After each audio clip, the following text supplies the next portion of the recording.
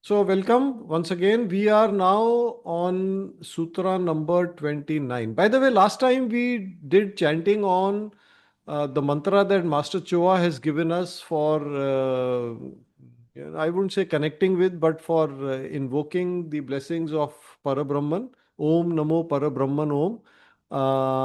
How did, I'm hoping for some feedback. Kaisa aapko, what was the experience like? Some people sent me feedback and they had a really really marvelous time. So please do message it to me or record an audio message and send to me. I would really like to hear that. All right. So we are on Sutra number 29. In Judaism, there is no image of the Supreme God. In Christian religion, there is also no image of the Supreme God. In Islam, the Supreme God has no image. In the Hindu tradition, the Parabrahman does not have any form. In Taoism, Tao is formless. Let's read the next sutra also. Since most people cannot comprehend God in this manner, it was necessary for the great spiritual teachers to create images for the different aspects of God. So I think figuratively, let me take my hat off to Master Choa. He is always reminding us that all religions are based on and fundamentally teach the same universal truths. So for that, I think we have to be very grateful to Master. He's made such a great effort to drive this point home. He's studied and researched all the different religions and given us the nectar, the filtered wisdom where he's tried to show us all this. So what is Master talking about in these two sutras? First of all, he's saying that in all the major religions or in most of the major religions, there is no image of the Supreme God. I remember one of the sessions where Master was talking about something or the other, and somehow, this point came up, and he explained. You see, it is generally believed that Hinduism is like a very, very sophisticated, very advanced system, and it sort of teaches everything that is possible. That's commonly believed. And there is, it has such a rich past and such a rich history. So why did, all religions come from God? So why did the planetary God need to send a messenger to give the world Christianity? Why then later he had to send to give to the world Islam, and so on and so forth. So the way Master explained is that the problem in Hindu culture was that people had forgotten about Parabrahman, about Supreme God, and they were holding on to different aspects or different forms of God and even going to war against each other. So Shaivites and Vaishnavites were fighting each other and things like that. So to remind humanity that, you know, everything comes from Supreme God who is formless. Therefore, these two religions, major religions, which are based on no image of God. In Christianity, in Islam, there is no image. In fact, in Islam, they are actually very against having any image. So that is why these religions needed to be sent to the world, because in the Hindu tradition or in the Indian culture, people had forgotten that basic truth that we have to, at the top is Supreme God. Everything comes from Supreme God. And that is something that Master is saying indirectly in the 30th Sutra. Because most people are unable to comprehend God in this manner. In India, there is a lot of devotional attitude. We, Indians are in general very devotional, but unfortunately not devotional. They are devoted to a particular form. So why these forms were created? Because it is difficult for ordinary people to be able to relate to the idea of a formless God. So images were created. All the different images that you see. Now, this concept of formless Supreme God, even for us, is not an easy concept to grasp, because a certain amount of spiritual development is required to be able to grasp that concept. So there is, for most of us where our consciousness is still stuck on the physical, emotional, lower mental, it is difficult for us to relate to formless. Yeah. So that is why we need some sort of a form to keep in front of us and to worship, so that our alignment becomes with that form. Another interesting theory, I hope I'm not boring you with these theories, but the interesting theory is that, the words for God in the Indian system, there is a word Bhagwan, there is another word Ishwar. Now, interpreted, these words mean the possessor of infinite qualities, the possessor of infinite powers. And some philosophers believe that if qualities and powers are infinite, then one of the powers is the ability to take form. One of the qualities is form. So if it is infinite and you say, no, no, but there is no form, then you are limiting. You are saying it is not infinite. It's not everything. Anyway, that's a philosophical argument. And also, I'm reminded of another thing that Master has told us, that Lahiri Mahashay, who was the Mahaguruji of Paramhansa Yoganand, he was asked, should I worship God as form or formless? So his answer was, it depends on your spiritual development or your spiritual maturity. Or to us, what it means is the size of the crown chakra or the size of the spiritual cord. If that is sufficiently developed, yes, you are able to, it is feasible for you to worship God as formless. Otherwise, better stay with form. Even if you worship God with form, the thing to remember is that Master has given us this mantra, Om Namo Parabrahman Om, which we chanted the last time. If you missed the last session, please go through the recording. At least chant that. I think Master says chant it 21 times. It's in one of the Golden Lotus Sutras. So you can definitely, even if you are worshipping God with a particular form, you can still do that. Yeah. And another aspect I would like to just share with you, form and formless. I think we talked about it the last time also. Form versus formless. You see, the problem is that complete formlessness we cannot experience. You see, our experience, our perception is limited to form. हम वही चीज को देख या perceive कर सकते हैं which has a form. If it doesn't have form, what are we perceiving? What are we seeing? What are we looking at? Or what are, so there is no way to experience it. But one way to approach this is through relative form and formlessness. Yeah, so that is a way of approaching this. So, for example, you look at ice, you look at water in liquid form, and you look at water vapor or steam. Now, when ice sees water, it says it is formless. When liquid water sees ice, it says it is form. Or you can say, in comparison to water, ice is form and steam is formless. And the same way you can extend to our bodies. So physical body, form, as compared to etheric body, that is also form, that is also matter. We know that is also matter, it is etheric matter, but it is more subtle. So it appears from this body, it appears to be formless. So you keep taking that forward. So physical body to etheric, etheric to astral, astral to mental, mental to higher mental, etc., etc. You keep going like that. It becomes more and more subtle. So more and more formless. Yeah. So this again, just to remind you, this is it is a little difficult to grasp with ordinary intelligence. थोड़ा intellect या बुद्धि की इसमें आवश्यकता है. What master calls intuition. Okay, now the next one, even more bigger test of our intuitive ability.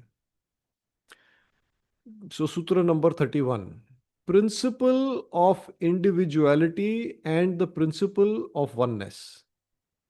Individuality and spiritual oneness coexist simultaneously. Within spiritual oneness exists individuality. Within individuality exists spiritual oneness. These paradoxical truths coexist simultaneously. So then to explain this concept, Master has given an example. Imagine there are 1 million computers. Each computer is an individual computer, but when connected and gridded together, they function as one mega computer.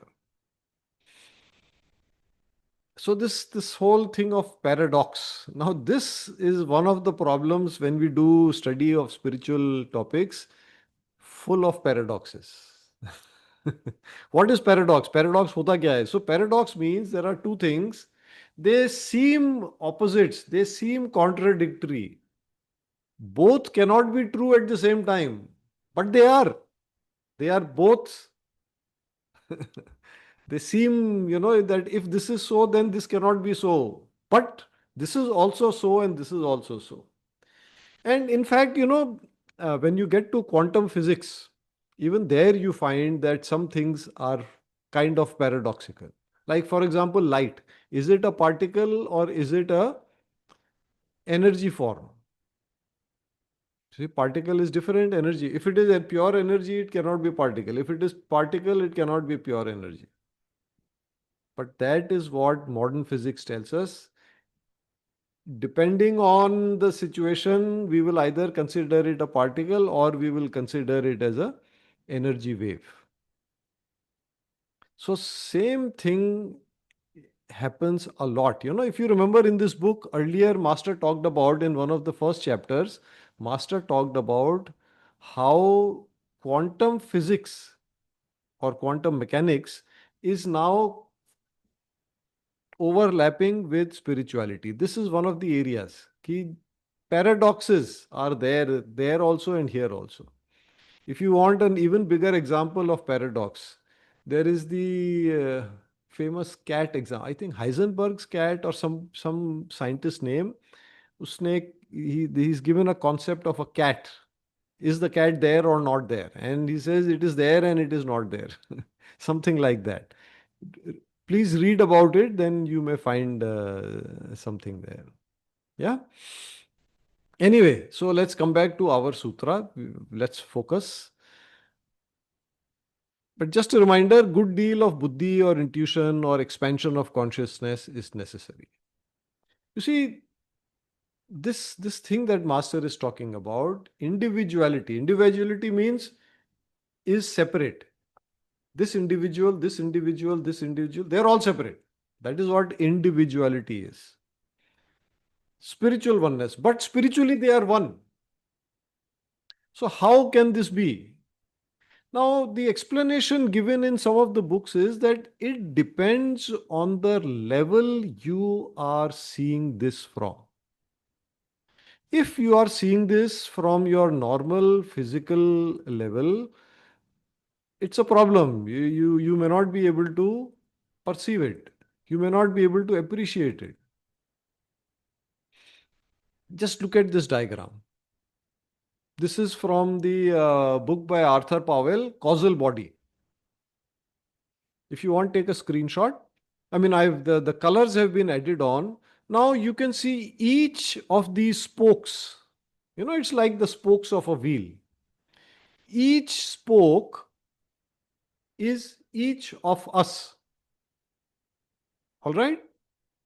Now, at this, if our consciousness is here, if we are perceiving from this level of consciousness, This spoke, can you see where my pointer is? Looks at this spoke, and what do each of them say? No, no, we are different. You are you and I am I. Or just look at this, my two fingers. If the fingertips look at each other, they say, this fingertip tells this fingertip, look, buddy, you are different and I'm different. But if they were to go back to the source, now you look over here, this is the physical plane, then you get to the astral plane. There is some degree of closeness, but still not oneness. But when you get to the Buddhic plane, when your perception, your consciousness now rises to the Buddhic plane, then what are you seeing here? There is a high degree of overlap between this Jivatma and this Jivatma, this incarnated soul, this incarnated soul, or this soul and this soul. There is a high degree. I mean, they have taken bodies, but as you go to the more subtle levels, the the individuality starts to melt away. It starts to disappear. Are we communicating? I hope you are able to understand this. Would you like to give me some feedback, either a thumbs up or something? Is this understood? Not understood? Please, some feedback.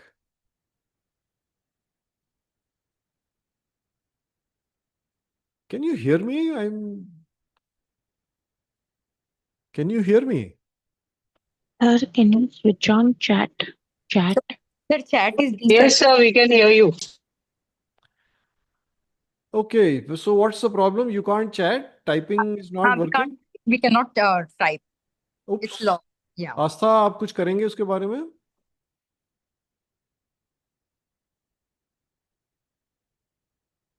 All right, but can you give me audible feedback? Yes, is this making sense or not? Yes, sir. Yes, all right. Okay, one person spoken up. Please repeat a little bit. Yes, sir. देखिए, so what we are talking about is this sutra that Master said, where he said, individuality and spiritual oneness coexist simultaneously. So we are just trying to now make sense out of this. How is it possible? Individuality means separate. I am an individual, you are an individual, we are separate people. Now, how can that coexist? How can that coexist with oneness? How can we be one and separate at the same time? So that is what we are talking about over here. This diagram I thought might be helpful to you because what it shows is that each of us is like a spoke. We are joined at the hip, or I mean, not joined at the hip, but at the source. As we go closer to the source, that means as our consciousness keeps rising, we start experiencing oneness because there is an overlap in our energy bodies at the higher level. But at the lower level, at the physical level, at the astral level, we perceive each of us to be distinct, to be separate. हम अलग हैं, आप भिन्न हैं, मैं भिन्न हूं. You are different, I am different. But as our consciousness rises, हमारी चेतना जब उच्च स्तर पे पहुंचती है, then this seems to vanish. And usually the Buddhic plane is where this magic starts to happen. What magic? Where this sense of individuality seems to disappear. So people who have had profound meditation experiences, they talk about how they felt one with everybody and everything. Master has given in his books many examples like Sai Baba. Sai Baba, this lady brings food to Sai Baba and Sai Baba says, you have already fed me. And she says, but I have not, I'm just come, I have not fed you. So he says that you fed the dog. When you fed the dog, you fed me. And he is experiencing that high degree of oneness with all beings. That's because his consciousness is operating from a much, much higher plane. Yes, I hope this is a little clearer. Or I was also giving the example of the fingertips. at the lowest level, this fingertip and this fingertip see each other as distinct, but as they go to the source, to the higher planes of consciousness, they see that they are from the same source, they are actually one. I'm sorry if I'm confusing you.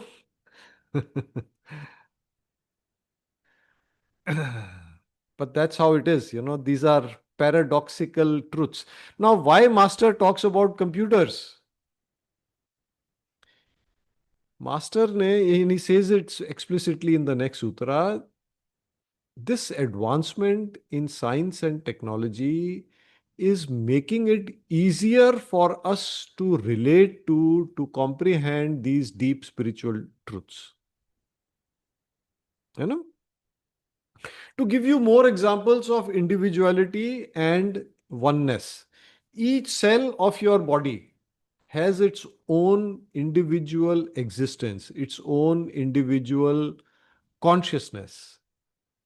And then there is it forms an organ. For example, in your liver, every cell has its own consciousness, but together there is the consciousness of the liver. And then the liver has a consciousness as a part, or, all the different organs in the body, they become one another level of, there is a sort of oneness. So each organ is separate, but they also work together. That is what Master is explaining through this example of the computers. Each computer is doing its own processing. Like a big program, parts have been given to different computers. Imagine many, many, many computers. So 1 million lines have to be of instructions. So 100 lines here, 100 lines here, 100 instructions here, 100 here, 100 here. Each of them is working in parallel and together they solve the problem. So each computer is working separately, but together they form a supercomputer. So individuality is there and oneness is there. Yeah. And as pranic healers, hopefully we understand this more easily. Each chakra has its own consciousness. You can scan each chakra separately, but then there is all of them combined to form the inner aura. So there is individuality, each chakra individually, and there is the holistic aura, the entire aura. Yes, I hope becoming a little better. All right, I admit this is something that takes a little time. So that is why I keep reminding you, please don't put the book away after our session, tomorrow, day after. Open the book again, do your own thinking. Your mental, I go to the gym and exercises, my body will develop, your body will not develop. For your mental body to develop, you have to do the mental exercise yourself. Yeah? Okay, we've run out of time. I think we'll stop here.